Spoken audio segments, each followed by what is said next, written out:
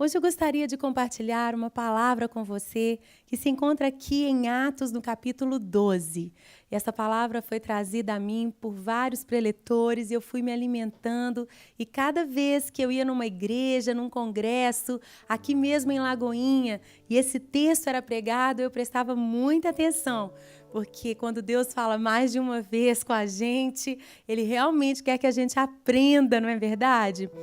E aqui em Atos, no capítulo 12, nós lemos como Pedro, ele foi preso. A perseguição havia começado na igreja primitiva, a igreja dos primeiros dias. E os primeiros versos aqui dizem que Tiago, irmão de João, foi morto. E Pedro, quando foi preso, já estava esperando, então, que também fosse morto. Mas a igreja orava incessantemente. E eu quero começar aqui com você fazendo uma pergunta. Será que Deus não estava sentado no trono, soberano? Será que ele havia perdido o controle quando essas coisas ruins começaram a acontecer com os cristãos? Quando cada família era afrontada, quando os soldados romanos entravam, liderados, apontados pelos judeus que os denunciavam, e os discípulos eram então arrancados das suas casas e eram presos, muitos foram mortos. Será que Deus havia perdido algum poder para intervir na vida dos seus discípulos, desses homens, dessas mulheres que estavam dispostos a dar a vida pela fé em Jesus? É claro que não. Então repita comigo: Deus está no controle. Deus está no controle, mesmo quando sofremos. Mesmo quando sofremos. Às vezes um cristão entra em crise na sua fé, quando uma enfermidade vem, quando uma notícia ruim chega sobre uma pessoa que você ama, na família, uma situação entre você, um relacionamento quebrado. Ou às vezes a falta de alguma coisa, não é? A provisão, o desemprego, situações que vêm para amedrontar a gente e de repente a fé pode ser chacoalhada e a gente se pergunta: mas onde está Deus? Deus está no trono. Deus está no controle. Ele nunca saiu dessa posição. E nós precisamos abrir lugar na nossa teologia para esses momentos difíceis na vida. Jesus nunca nos enganou. Ele disse: no mundo tereis aflições. Tereis aflições. Nós estamos sujeitos a tristezas, aflições. Ele também diz: olha, no dia mau, para permanecerdes firmes no dia mau. O dia mau existe. O dia mau existe para todos nós. Mas se existe algo que nos ajuda a atravessar a tempestade, é uma âncora para a nossa fé, para que a gente não caia nem para lá nem para cá, não sejamos levados pelos ventos, é esta certeza. Vamos repetir?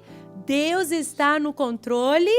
Deus está no controle, mesmo quando sofremos. Mesmo quando sofremos. Ali estava Pedro.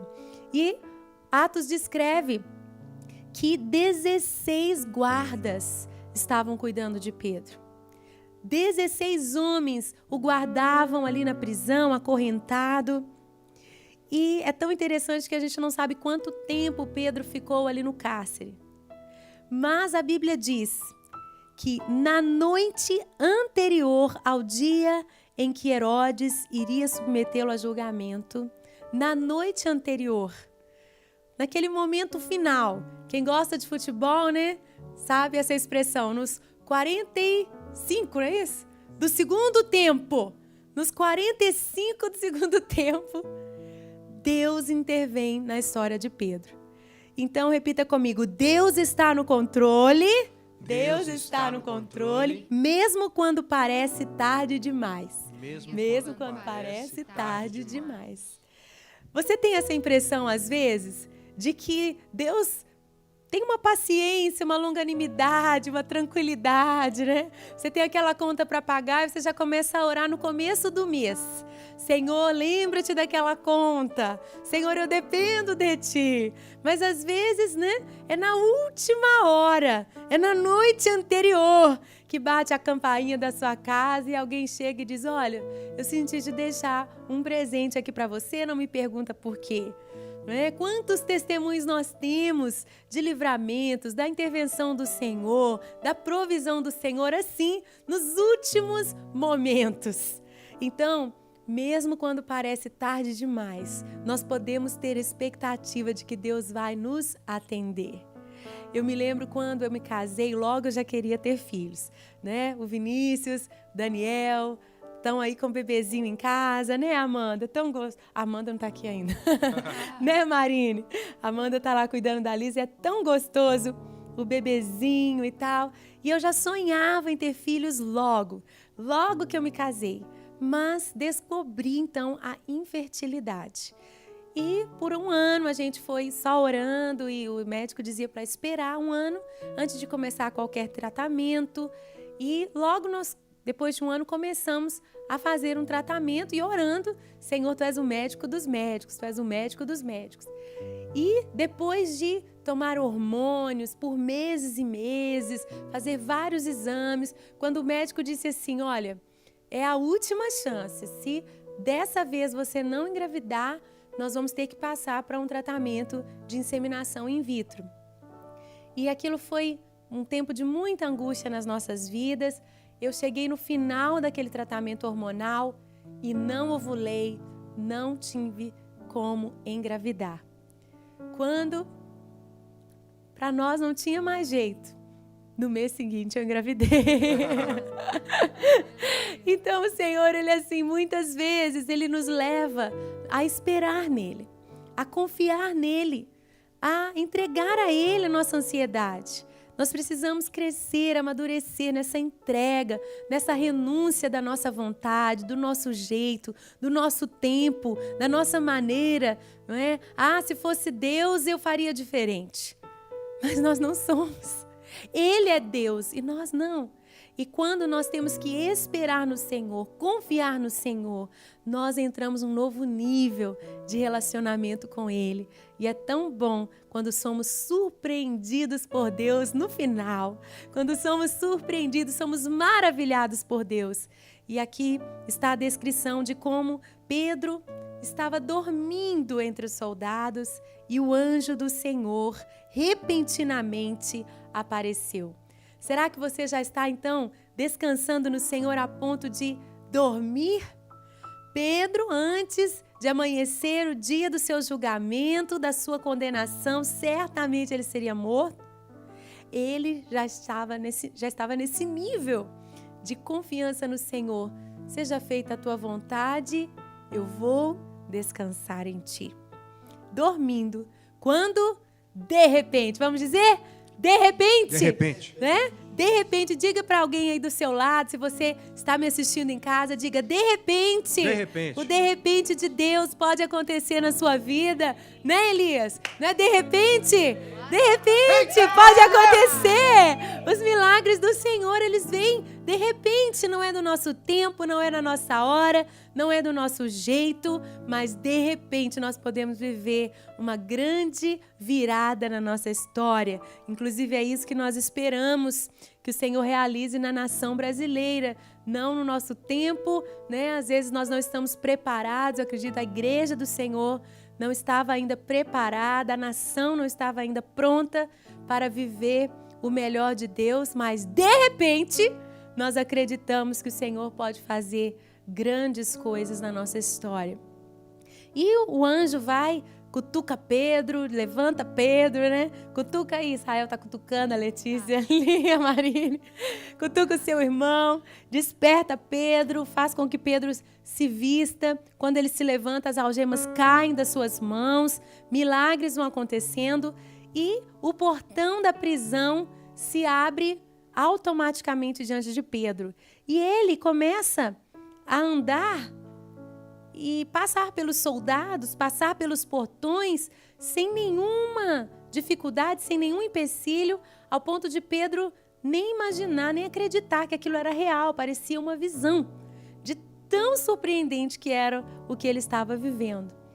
Então, no verso 11 diz assim, Pedro caiu em si e disse, agora sei. Agora sei. Diga comigo, Deus está no controle. Deus está no controle. Deus está no controle, mesmo quando a minha fé é fraca. Olha, gente, tudo que Pedro viveu, do momento que a luz brilhou, o anjo apareceu, cutucou, ele se levantou, as algemas caíram, ele se vestiu, os guardas ali do lado, 16 homens, ele atravessou a prisão, atravessou as portas que automaticamente se abriram. Quando ele chega do lado de fora, então ele diz, agora sei, agora sei. Às vezes o Senhor vai fazendo tantas maravilhas, mas a gente está tão despreparado para receber o milagre, custa cair a nossa ficha. Nem a gente, às vezes, acredita realmente que a gente vai viver o milagre. E olha só, os irmãos que estavam lá orando incessantemente. No verso 15 diz que Pedro bateu na porta, a serva Rode abriu e não podia acreditar que era Pedro. Ora, se eles estavam ali dentro orando, pelo que eles estavam orando? Pelo que, Israel? Pedro. Por Pedro, você tem certeza? Pedro. Eles estavam orando para ele ser liberto da prisão? Parece que sim, né? Não é? Mas quando Pedro bateu na porta, ela não conseguiu acreditar. Não é Pedro. E ela foi tomada de muita alegria, chegou correndo e olha o que os irmãos disseram no verso 15. Você está fora de si. Ué, Letícia, mas eles não estavam orando para Pedro ser liberto da prisão? E eles não conseguiram acreditar na notícia da Rode. Você está fora de si. E ela insistindo, eles disseram, deve ser o anjo dele. Olha, eles acreditavam em tudo, menos que Deus tinha respondido às orações deles.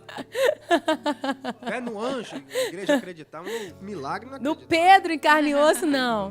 Né? Tem gente até que interpreta essa parte dizendo, deve ser o anjo dele. Eles imaginaram assim, ó, Pedro já foi morto lá na prisão e antes de subir deu uma passadinha aqui. É claro que isso não é bíblico, mas a gente entende o quê? Que às vezes nós mesmos não temos uma fé suficiente para acreditar. Mas é tão bom, porque mesmo quando a nossa fé não é suficiente, Deus faz milagres. Deus pode, Ele faz maravilhas, Ele opera tudo em todos, Ele é soberano, Ele é tremendo, Ele é todo poderoso. Então, que você seja encorajado com essa palavra. Que nós sejamos encorajados nesta palavra, pois como igreja brasileira, muitos de nós talvez estejamos nos sentindo frustrados, enfraquecidos, esperando por tanto tempo um milagre. Mas nós podemos confiar que no tempo de Deus, nos 45 do segundo tempo, esse tempo misterioso, esse tempo do de repente vai acontecer. E possivelmente todos nós vamos ser tomados de surpresa, porque o que Deus fará vai além das nossas expectativas para nossas vidas, para nossa nação. Você crê nisso? Amém? Nós vamos encerrar o programa hoje cantando mais um louvor do Tu Reinas. Gosto muito dessa canção. Nós profetizamos que na terra seca haverá um derramar do Espírito e para a glória do Senhor nós cantamos assim, Isaías 40, nós declaramos a palavra do Senhor.